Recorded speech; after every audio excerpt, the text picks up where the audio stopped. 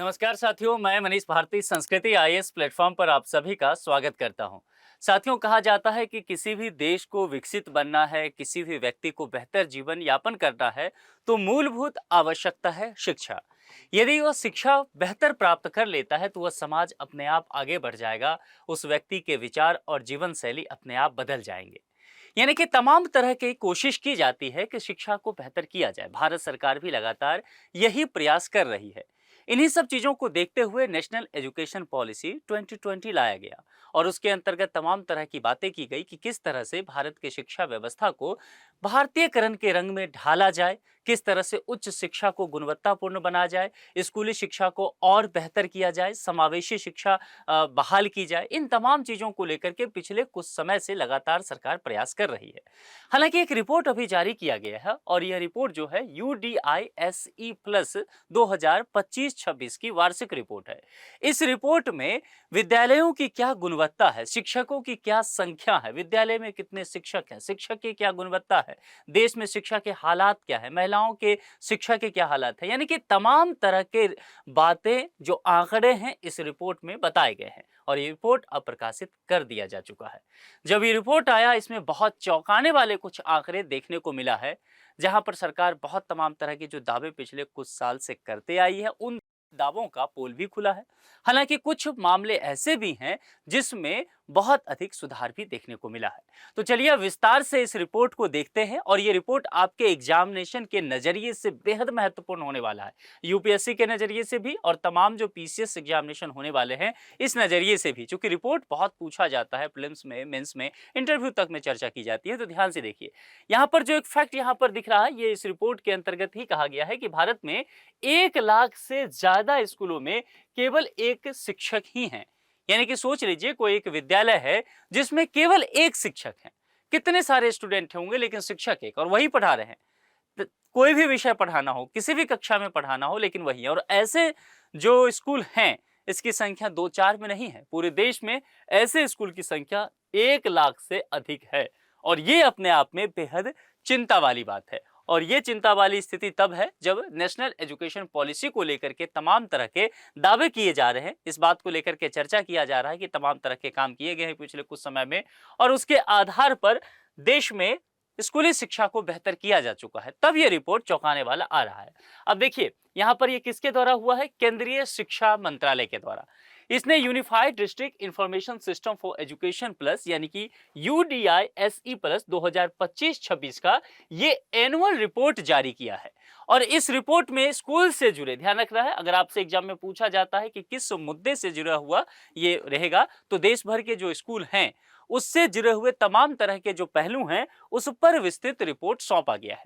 अब चलिए जरा विस्तार से समझते हैं कि UDISE प्लस 2025-26 रिपोर्ट में किन सब बातों को लेकर के चर्चा किया गया है, जिसके अंतर्गत कहा गया है कि देश में अभी तकरीबन देखा जाए तो 1 लाख से कुछ अधिक 1,0843 स्कूल ऐसे हैं जिसमें केवल एक शिक्षक है।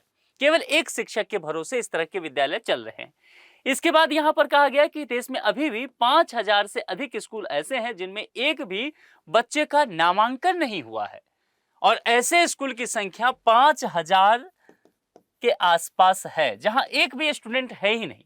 तो बताइए, वह स्कूल सिर्फ कागजों पर चल रहा है। ठीक है। इसके अलावा यह भी कहा गया है कि यह स्थिति तब बताई जा रही है जब इस रिपोर्ट में स्कूलों में शिक्षकों की संख्या के बढ़ने का दावा किया गया है। शिक्षा मंत्रालय ने जो रिपोर्ट जारी किया UDISE प्लस 2025-26, इसमें यह कहा गया है कि शिक्षकों की संख्या बढ़ाई गई है। पूरे देश भर की बात किया गया है। तो जब शिक्षकों की संख्या बढ़ाई गई है उसके बावजूद भी इतना भयावह रिपोर्ट देखने को मिल रहा है। और शोध जो यहाँ पर अब देखेंगे, शिक्षा मंत्रालय भारत सरकार का ही है। ऐसा भी नहीं है कि इस बार सरकार यह कह सकती है कि किसी प्राइवेट एजेंसी ने यह काम किया हो और फिर रिपोर्ट जारी किए हो। यहाँ सरकार के द्वारा ही ये रिपोर्ट जारी किया गया है। उसके बाद यहाँ पर देखेंगे स्थिति इतनी दयनीय दिख रहा है।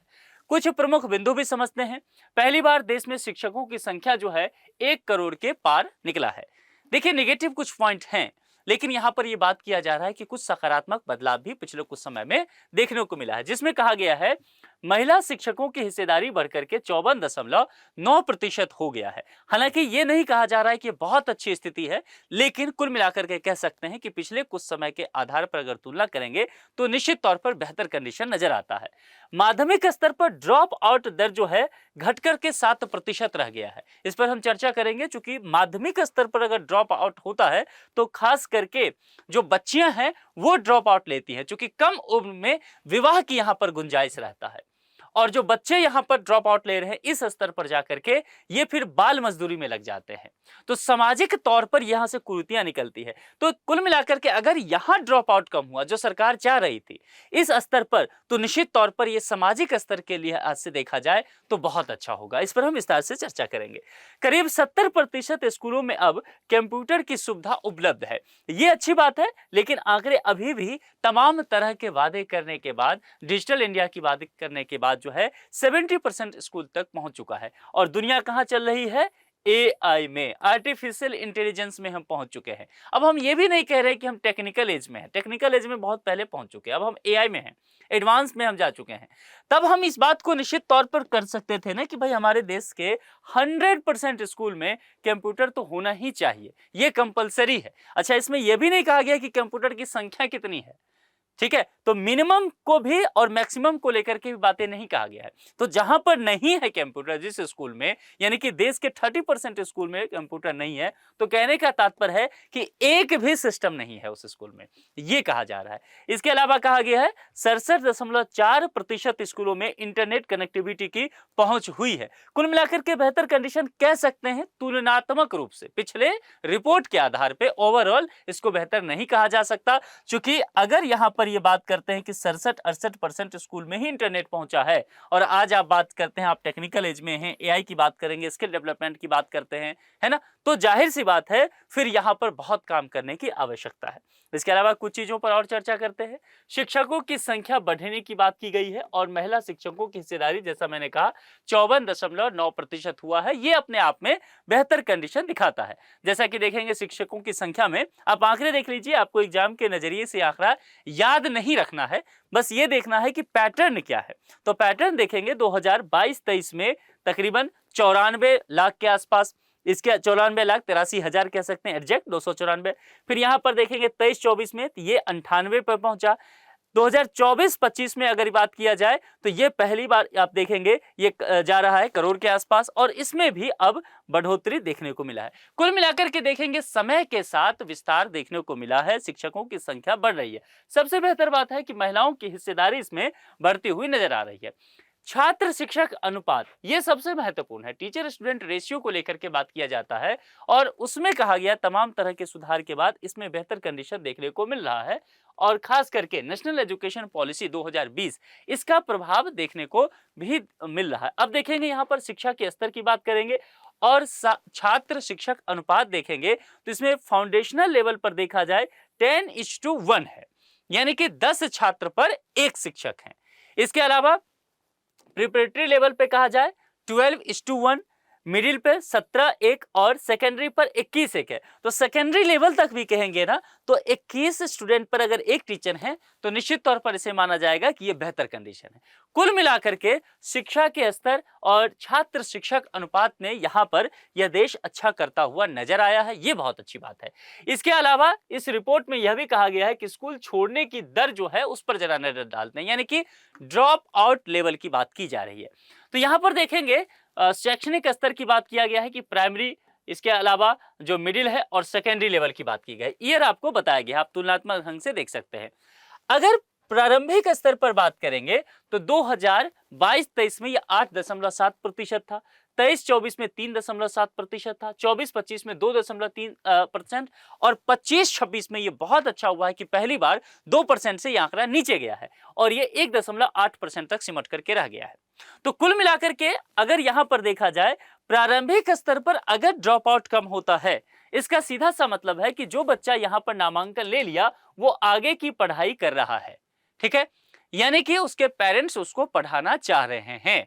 शिक्षा का माहौल कहीं न कहीं समाज में, व्यक्ति के सोच में घुल मिल रहा है, ये अच्छी बात है। यहां से ये कंक्लूजन निकलता है और पिछले वर्ष कुछ वर्षों की तुलना में देश बेहतर करता हुआ नजर आ रहा है। मिडिल स्तर पर बात करेंगे तो जैसा कि देखेंगे यह भी घटता नजर आ रहा है और यह 3.6 पे गया। हालांकि पिछले कुछ समय से अगर देखा जाए तो थोड़ा सा ये मामला हल्का सा खराब हुआ है, लेकिन फिर भी इसे आप अच्छा कंडीशन कह सकते हैं। माध्यमिक पर देखेंगे तो शैक्षणिक स्तर पर जो ड्रॉप आउट की मामला है वो अब 25-26 में गिर करके 7% तक रह गया है। और अगर यहां पर जैसा मैंने कहा कि ड्रॉप आउट गिरता है, तो अगर बालक है तो वह अगर स्कूल में बना रह गया तो जाहिर सी बात है वो बाल मजदूरी नहीं करने जाएगा, है ना, उसका उत्पीड़न नहीं होगा। सामाजिक तौर पर यह बेहतर स्थिति है। बच्चों की बात करेंगे तो बाल विवाह यहां पर रुकता हुआ नजर आएगा। कम उम्र में लड़कियों का विवाह जब हो जाता है तो तमाम तरह की परेशानियां स्वास्थ्य से संबंधित भी होती है। तो कुल मिलाकर के यहां वो कंडीशन आपको बेहतर देखने को मिलेगा। चलिए अब सकल नामांकन अनुपात की बात करेंगे, ग्रॉस इनरोलमेंट रेशियो यानी कि जीईआर। भारत सरकार लगातार इस बात को लेकर के कोशिश कर रही है। नेशनल एजुकेशन पॉलिसी के अंतर्गत भी इस बात को लेकर के चर्चा किया गया है और यूजीसी भी इस बात को लेकर के चर्चा यूनिवर्सिटी के लेवल पर कर रही है, हायर एजुकेशन में, कि किसी भी हालात में जीईआर को बेहतर किया जाए, यानी कि ग्रॉस इनरोलमेंट रेशियो बढ़ाया जाए। क्या मतलब होता है इसका? सकल नामांकन अनुपात यानी कि कुल मिलाकर के है कि आप देखते होंगे अभी मानसून सत्र चलेगा 20 जुलाई से। शिक्षा मंत्री बहुत सारी चीजों को लेकर के जानकारी देंगे। तो विभिन्न साल आप देखते होंगे कि शिक्षा मंत्री यह बताते हैं कि फलाने यूनिवर्सिटी में इतना सीट खाली रह गया। आईआईटी तक में बताया जाता है कि पीएचडी में इतने सीट खाली रह गए देश भर में, छात्र आए ही नहीं एनरोलमेंट के लिए। अब रिसोर्सेज बेकार जा रहा है। तो यूजीसी ने कहा कि तमाम यूनिवर्सिटीज के वाइस चांसलर से कि आप इस बात को लेकर के कोशिश कीजिए कि जीईआर बढ़ाया जा सके, ग्रॉस इनरोलमेंट रेशियो कैसे भी करके बढ़े, यानी कि हायर एजुकेशन करने आएंगे। अब यही चीज स्कूल में भी देखिए। अब ये मामला ना जुड़ा हुआ है, देख सकते हैं। अगर ड्रॉप आउट यहां पर कम हो रहा है, यानी कि बीच में स्कूल की पढ़ाई नहीं छोड़ रहे हैं बच्चे, तो जाहिर सी बात है ये अपने आप बढ़ जाएगा, ग्रॉस एनरोलमेंट रेशियो बढ़ेगा। ये कहने की बात हुई। अब देखिए अगर मिडिल के स्तर पर बात किया जाए तो यहां देखेंगे कुछ वर्षों में आपको लगभग बराबर देखने को मिलेगा। 22 से 23 का 89.6% है, लेकिन आप कह सकते हैं 90% के आसपास ही है। तो ये लगभग बेहतर कंडीशन में दिखेगा। हालांकि पिछले कुछ सालों में ये बढ़ना चाहिए था और ये अगर 95 के आसपास होता तो ज्यादा बेहतर कंडीशन होता। अगर सेकेंडरी लेवल पर बात किया जाए तो आप देखेंगे यह 71.7% पर गया है। तो निश्चित तौर पर पिछले कुछ वर्षों की तुलना में यहां पर काम बेहतर हुआ है। तो ये अच्छी बात है। कुछ रिपोर्ट में बातें बहुत अच्छे भी स्कूल से संबंधित कहे गए हैं।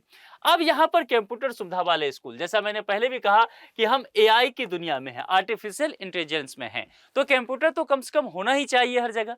अगर कंप्यूटर सुविधा वाले स्कूल की बात करेंगे तो 22-23 में 47.7%, 23-24 में 57.2%, 24-25 में 64.7% और अभी आप कह ले 25-26 में तकरीबन 70% के आसपास ये मामला निकल गया है।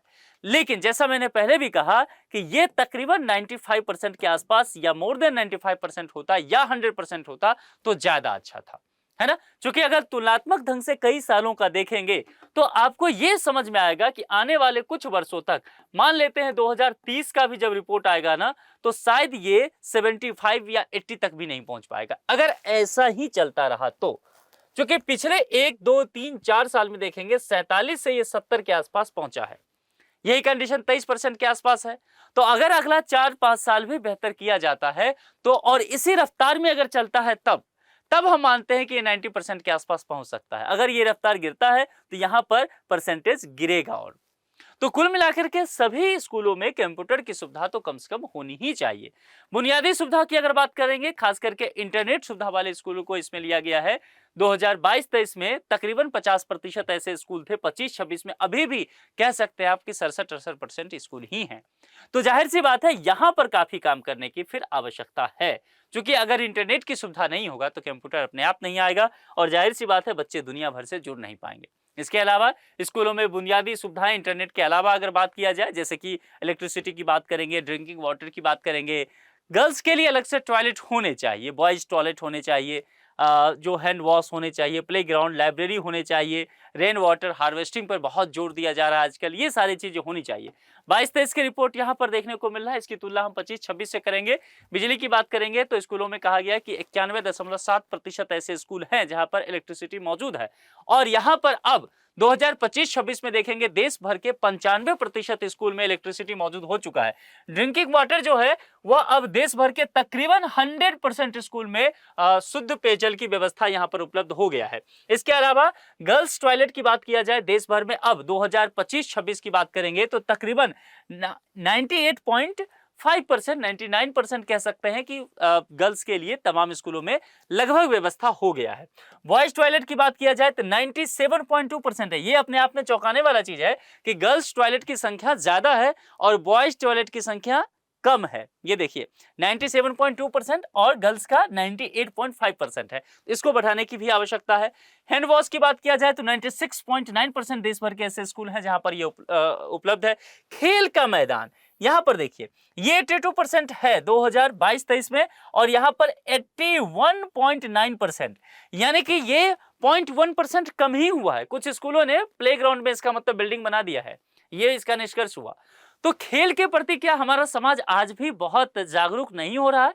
और अगर ऐसा नहीं होगा तो फिर हम ओलंपिक में मेडल कहां से लाएंगे? क्रिकेट में कुछ वैभव सूर्यवंशी निकलेंगे, लेकिन बाकी जगह हम मेडल वगैरह ला नहीं पाएंगे, क्योंकि हम चाह रहे हैं कि अगर खेल को बेहतर करें तो प्लेग्राउंड तो स्कूल में होना ही चाहिए ना, जो कि नहीं दिख रहा है। यानी कि यहां पर काम करने की आवश्यकता है। लाइब्रेरी की बात किया जाए तो लाइब्रेरी 88.3% 22-23 में था, और अब 90.5% जो है 2025-26 में पहुंच चुका है, ये रिपोर्ट कहता है। यानी कि अभी भी 10% के आसपास स्कूल तकरीबन ऐसे हैं देश भर में जहां पर लाइब्रेरी नहीं है। यह भी अपने आप में चिंता का एक विषय है। और रेन वाटर हार्वेस्टिंग की बात किया जाए, ये मात्र 30% के आसपास है, जो कभी 28% के आसपास हुआ करता था। यानी कि पिछले 4 साल में इस पर काम ही नहीं हुआ। और हम कितने बड़ी समस्या से जूझ रहे हैं ग्लोबल वार्मिंग से, इसे समझने की आवश्यकता है। पेयजल की क्या समस्या हो रही है, हीट वेव कैसे बढ़ रहा है, टेम्परेचर जो है 50 डिग्री सेल्सियस के आसपास जा रहा है। उस स्थिति में स्कूलों में रेन वाटर हार्वेस्टिंग होना चाहिए, जो कि केवल और केवल 30% के आसपास है। तो यहां पर यह बड़ी विडंबना है, ये बड़ी चिंता की बात है, और नेशनल एजुकेशन पॉलिसी के तहत इन तमाम चीजों पर काम करने की आवश्यकता है। स्कूलों को और बेहतर करने की आवश्यकता है। शिक्षा में महिला प्रतिनिधित्व की अगर बात करेंगे, छात्राओं की नामांकन की बात अगर परसेंटेज में किया जाए 2022-23 में 48% था, और 2025-26 में 48.4% हुआ है। यानी कि मामूली बढ़त देखने को मिला है। इसे बढ़त क्या माना जाए, यह भी सोचने का विषय है। तो कुल मिलाकर के आप कह सकते हैं कि प्रत्येक साल बढ़ोतरी तो हो रहा है, लेकिन दशमलव के कुछ अंकों में, जाहिर सी बात है, इसमें आमूलचूल परिवर्तन की आवश्यकता है। अभी भी छात्राओं का नामांकन कम है। महिला शिक्षक की बात करेंगे तो 52 से ये मैंने पहले कहा 54.9% तक गया, 55 के आसपास कह सकते हैं, लेकिन अभी इसमें और भी काम करने की आवश्यकता है। यानी कि महिला प्रतिनिधित्व, चाहे वो छात्रा हो चाहे वो शिक्षिका हो, देश भर के स्कूल में बढ़ाए जाने की आवश्यकता है। ये रिपोर्ट इन तमाम चीजों को लेकर के इस विस्तार से चर्चा करता है। अब चलिए सिंगल टीचर स्कूल की चर्चा करते हैं और जीरो एनरोलमेंट स्कूल की संख्या की बात करते हैं। सबसे पहले जीरो एनरोलमेंट स्कूल, इसके अलावा सिंगल टीचर स्कूल, ये 2 पॉइंट यहां पर आता है। शिक्षा मंत्रालय ने इस रिपोर्ट में इन तमाम चीजों को लेकर के भी बात किया है, और कहा गया है कि सिर्फ एक शिक्षक वाले स्कूलों की संख्या में 3% की कमी दर्ज की गई है। यानी कि कोशिश किया गया है कि शिक्षकों की संख्या बढ़ाई जाए। इसके अलावा जीरो एनरोलमेंट कहने का मतलब, जैसा हमने पहले कहा था, जहां एक भी छात्र एडमिशन लिया ही नहीं, ऐसे स्कूलों की संख्या लगभग 29% की कमी आई है। यह अच्छा है, लेकिन ऐसे स्कूल ना हो, और ये जो सिंगल टीचर स्कूल हो, ऐसे स्कूल भी ना हो, तो ये ज्यादा अच्छा कंडीशन होगा। इसके अलावा यहां पर देखेंगे एकल शिक्षक वाले स्कूलों की संख्या, यहां पर आपको बताया गया है कि 2022-23 में कितना था, और यहां पर संख्या घटा है, लेकिन बहुत सुधार देखने को नहीं मिला है। और जीरो एनरोलमेंट वाले स्कूलों की संख्या देखेंगे 10,294 2022-23 में था, अब 5,663 बचा है, लेकिन इसको शून्य करने की आवश्यकता यहां पर है। तो कुल मिलाकर के देखेंगे ये रिपोर्ट विस्तृत लेवल पर आपको यह संकेत देता है कि देश भर में स्कूली शिक्षा के क्या हालात हैं, और खुद शिक्षा मंत्रालय भारत सरकार के द्वारा ये जानकारी दिया गया। यह प्रश्न है, इसका जवाब आपको कमेंट बॉक्स में लिख करके देना है। यदि लेक्चर को आपने ध्यान से सुना होगा तो मैंने इस प्रश्न का चर्चा किया था, जवाब इसी लेक्चर में है। ठीक है, अब आप बताइए कि आप जिस भी एरिया में रहते हो, जहाँ भी गाँव में, शहर में, जिस भी डिस्ट्रिक्ट में, जिस भी स्टेट में, वहाँ के स्कूलों के क्या हालात हैं?